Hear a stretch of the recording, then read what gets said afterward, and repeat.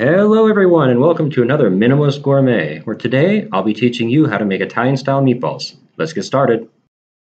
To begin, I'll be using 1/2 of a chopped onion, 2 to 3 cloves of garlic, about an ounce of grated parmesan cheese, and a little bunch of chopped Italian parsley. I prefer not to add raw garlic and onion directly to my meatball mixture, so I'll be pre-cooking them. Place a frying pan over very low heat and add a few tablespoons of olive oil to get this started. Not only will this soften the onion and garlic, it will also bring a lot of flavor to the meatballs, which we're always looking to add flavor. The onions will take extra time to sweat, so we're going to start off by just sweating the onions. Again, very low heat because we're not looking to brown or bring any color at this point. Sweat the onions for about 3 to 4 minutes and stirring occasionally. Then add the garlic. We're looking to have the garlic and onion both be soft and slightly translucent by the time we're done. We're not looking to fry them. Once the garlic and onions are translucent and soft, turn off the heat and let them come down to room temperature. I like adding a panade to my meatballs to increase the flavor, moisture, and texture. A panade is simply something like a cracker or piece of bread that you soak in a flavorful liquid. I'm using rice crackers to keep this recipe gluten-free. However, some other options would be sourdough bread, breadcrumbs, Ritz butter crackers, saltine-style white crackers. Any of them will do. And for liquids, you can add milk, water, chicken broth, beef broth, anything that tastes good to you. For my liquid, I'll be using milk. Regardless of how you make your panade, you want to make it early on in the recipe so that it has time to relax and set. Mix well and allow it to sit for about 5 to 10 minutes. This will give enough time for the bread or the crackers to absorb all the liquid. You'll see that it'll start out relatively liquidy, however, it'll set up nicely into a paste. For the best flavor and texture, I like to use a mixture of ground beef and ground pork. I have about 10 ounces of ground beef and a 6-ounce chorizo sausage. This will be enough for 2 people. If you're using an especially lean cut of ground beef, I highly recommend you add a little bit more ground sausage to it to add more moisture. You don't want your meatballs to be dry when you're done. If your store sells sweet or spicy Italian-style sausage, feel free to use that. The only thing I could get at my local grocer was chorizo sausage. However, it's simple enough to cut the casing open and scrape out the contents into our bowl. Using 2 different styles of meat, you'll bring a lot better texture, flavor, and moisture to the party.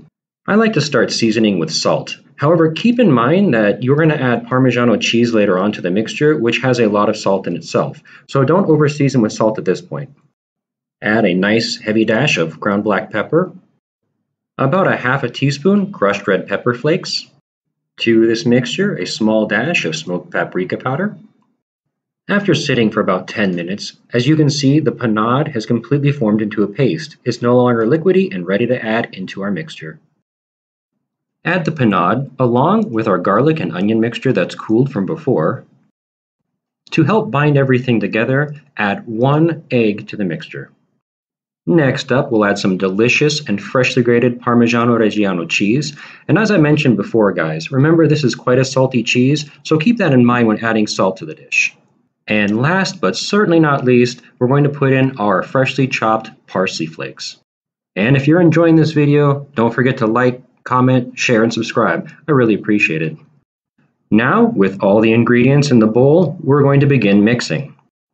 I like to use just the tips of my fingers or a fork to bring everything together. Try to be as gentle as possible during this process and not overwork the mixture. You're not looking to squeeze it really hard and really ruin the texture that we've worked to build. If you overwork this mixture heavily, your meatballs will turn out quite dense and mealy, so just be careful. You're looking to just bring everything together and make sure it's well mixed. Nothing more, nothing less. I prefer a slightly loose mixture for my meatballs, which looks a little bit like this. Notice how the mixture kind of falls apart in my hands while I'm rolling it through my fingers? With our mixture ready, let's move on to actually rolling the meatballs.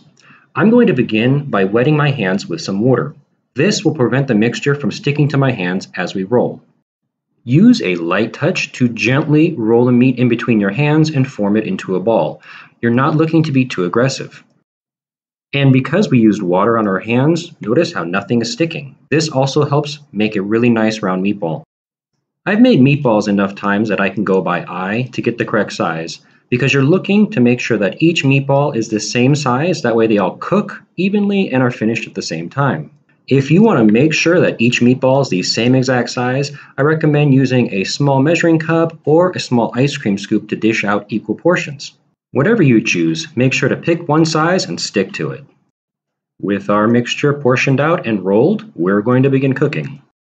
Over a medium heat, place a wide-mouthed pan with a few tablespoons of olive oil. I should have used a little bit more oil than you see here, which I'll address shortly.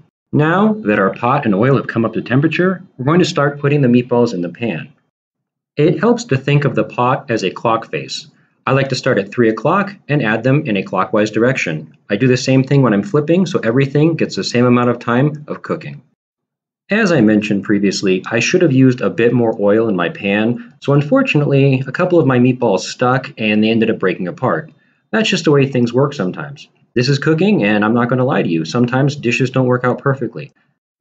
Cook each meatball for about 5 to 6 minutes on the first side before flipping over and cooking for another 5 to 6 minutes. You want to continue flipping the meatballs to cook evenly on all sides. Rotate to cook on each side evenly for a total cooking time of about 15 minutes, but this will depend on the size and shape of your meatballs. You can cut into the center of a meatball to check and confirm that it's completely cooked. And that's it, guys. It's that easy to make Italian-style meatballs at home tonight. So what are you waiting for? Top with a little bit more Parmigiano Reggiano cheese, a little bit of that parsley, and your favorite marinara.